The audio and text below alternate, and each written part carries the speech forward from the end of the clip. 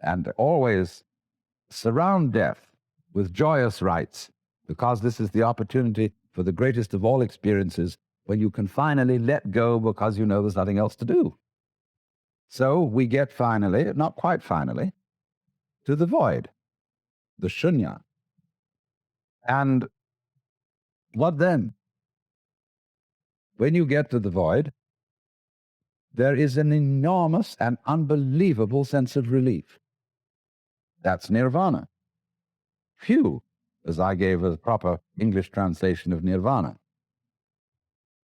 So they are liberated, and yet they can't quite say why or what it is that they found out. So they call it the void. But Nagarjuna went on to say, you mustn't cling to the void. You have to void the void. And so the void of non-void is the great state, as it were, of Nagarjuna's Buddhism.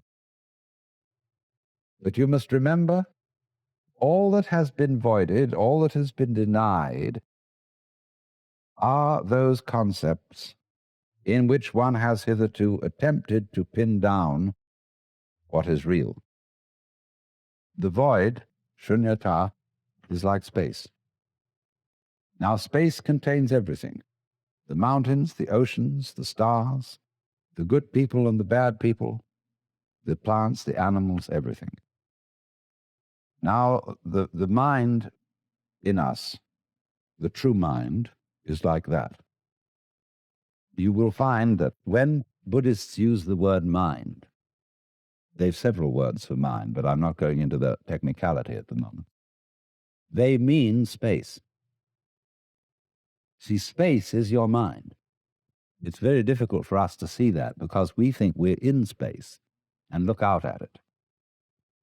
There are various kinds of space. There's visual space, distance.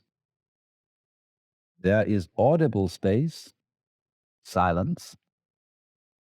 There is temporal space, as we say, between times. There is musical space, so-called distance between intervals, or the intervals between tones, rather. Quite a different kind of space than temporal or visual space. There's tangible space. But all these spaces, you see, are the mind. They're the dimensions of consciousness.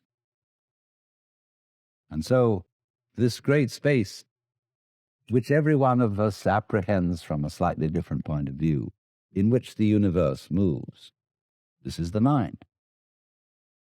So it's represented by a mirror, because although the mirror has no color, it is for that reason able to receive all the different colors.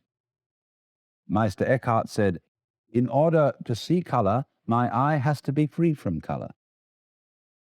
So in the same way, in order not only to see, but also to hear, to think, to feel, you have to have an empty head. And the reason why you are not aware of your brain cells, unless you're only aware of your brain cells if you get a tumor or something in the brain, when it gets sick. But in the ordinary way, you're totally unconscious of your brain cells. They're void. And for that reason, you see everything else. So that's the central principle of the Mahayana.